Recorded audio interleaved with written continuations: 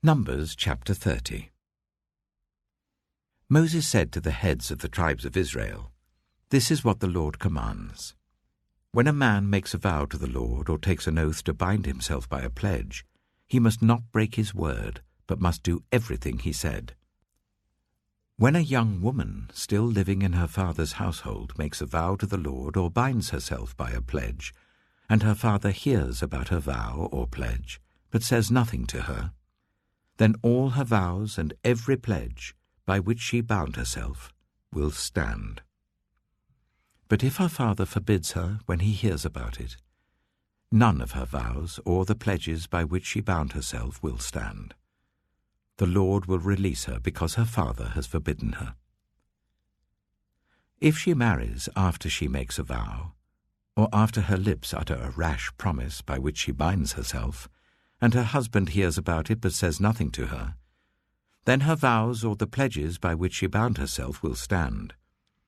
But if her husband forbids her when he hears about it, he nullifies the vow that binds her, or the rash promise by which she binds herself, and the Lord will release her.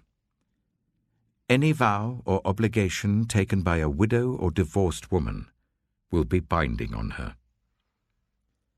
If a woman living with her husband makes a vow or binds herself by a pledge under oath, and her husband hears about it but says nothing to her and does not forbid her, then all her vows or the pledges by which she bound herself will stand.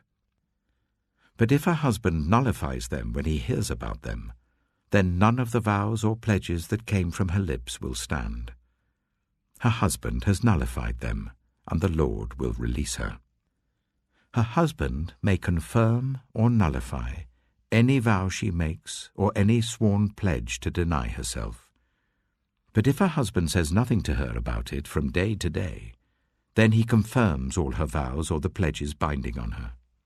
He confirms them by saying nothing to her when he hears about them. If, however, he nullifies them some time after he hears about them, then he must bear the consequences of her wrongdoing. These are the regulations the Lord gave Moses concerning relationships between a man and his wife, and between a father and his young daughter still living at home.